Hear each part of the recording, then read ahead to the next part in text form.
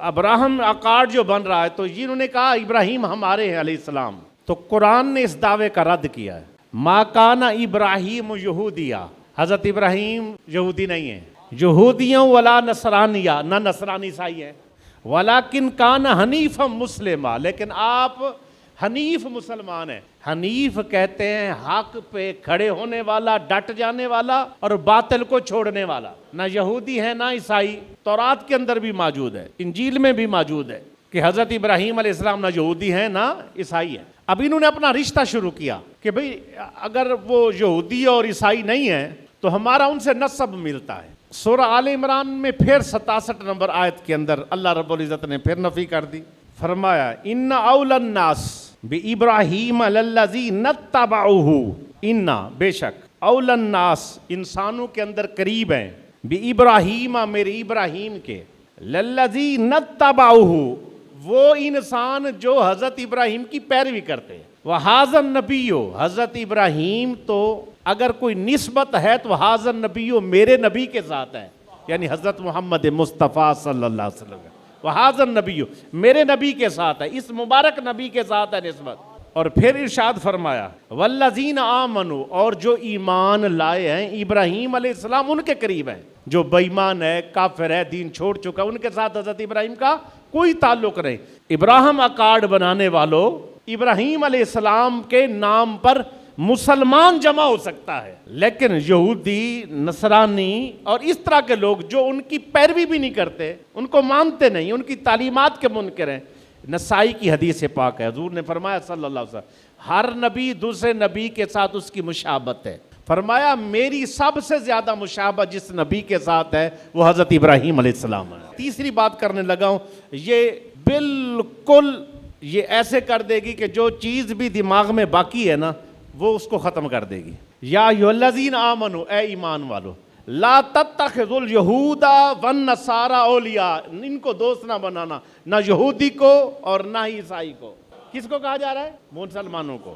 واضح لفظوں میں ان کو روک دیا گیا ہے تمہارے یہ دوست ہو ہی نہیں سکتے۔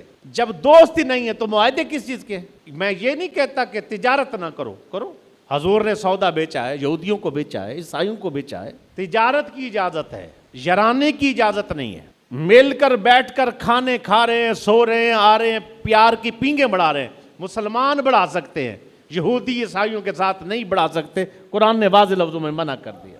اب اگر کوئی کہے کہ اس کی اجازت ہے کہیں تو بتائیے، جب قریش مکہ نے میرے آقا علیہ الصلوۃ والسلام کو کہا آپ ہمارے بتوں کو برا بھلا کہتے ہیں، آپ ایسا کریں کہ ہم آپ کو بادشاہ بناتے ہیں، مکہ کی خوبصورت لڑکی سے نکاح کرتے اور اس کے بعد جو آپ چاہتے ہیں دیتے ہیں، آپ ہمارے بتوں کو برا بھلا نہ کریں، کچھ تعلیمات ہم آپ کی مان لیتے ہیں، کچھ آپ باتیں ہماری مان لیں۔ اب سرکار نے یہاں کیا فرمایا؟ آپ نے فرمایا چاند اور ستارے میرے دائیں ہاتھ پہ اور بائیں ہاتھ پہ رکھ دو، میں اللہ کے لائے ہوئے پیغام میں سے بھی ایک بال برابر کمی نہیں کر سکتا۔ اب یہ سمجھ آتی ہے کہ نبی کا جو پیغام ہوتا ہے وہ مشکل نہیں ہوتا، وہ مکسچر نہیں ہوتا، اس کو بھی ملا لو، اس کو بھی ملا لو، یہ ملا لو، کچھ باتیں تیری کچھ میری، نہ یہ نوجوانوں کو بالخصوص سوشل میڈیا کے ذریعے جو ہے نا پوائزن کیا جاتا ہے، ذہن کو بدلا جاتا ہے۔ یہ ابراہیم کارڈ ہو رہا ہے جی، یہ ہو رہا ہے، ہم اکٹھے ہو رہے ہیں، فلاں فلاں، یہ ذہن میں رکھو۔ جب بھی کوئی نبی آتا ہے اس بات کو تھوڑا سا یوں آسان کر لیتے پھر مزید سمجھ آ جائے گی۔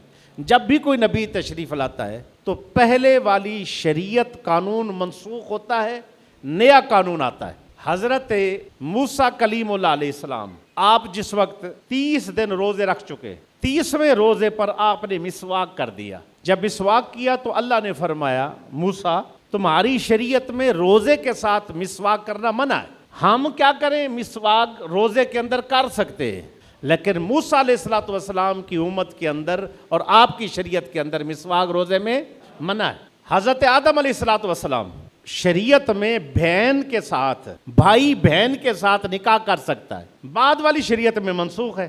ہم آدم علیہ السلام کو مانتے ہیں، نبی مانتے ہیں، سچا نبی مانتے ہیں، لیکن شریعت سرکار کی مانیں گے کیونکہ ہمارے لیے پہلی شریعتیں منسوخ ہو چکی۔ سیدھی بات سمجھ آئی کہ نہیں؟ اب اگر کوئی بندہ یہاں لے آ کر کہے کہ بھئی ہم وہی معاہدہ چاہتے ہیں، ایک چیز ادھر سے پکڑیں گے، ایک چیز ادھر سے پکڑیں گے، ایک چیز ادھر سے پکڑیں گے، بعد میں یہ ماڈرن قسم کے لوگ بنیں گے، لیبرل قسم کے لوگ بنیں گے، پتہ نہیں کچھ کوئی بہنوں سے ساتھ نکاح کر رہا ہوگا، کوئی مثال کے طور پر شریعت کے مذاق اڑاتا چلا جا رہا ہوگا، پھر کہیں گے یہاں موجود ہے، یہاں موجود ہے۔ یہ ایک فتنہ ہے جس میں امت کو مبتلا کرنا چاہتے ہیں۔ جب سرکار تشریف لے آئے، پہلے انبیاء کو مانتے ضرور ہیں لیکن ان سب کی شریعتیں منسوخ ہو گئی، اب شریعت محمد مصطفیٰ کی ہے۔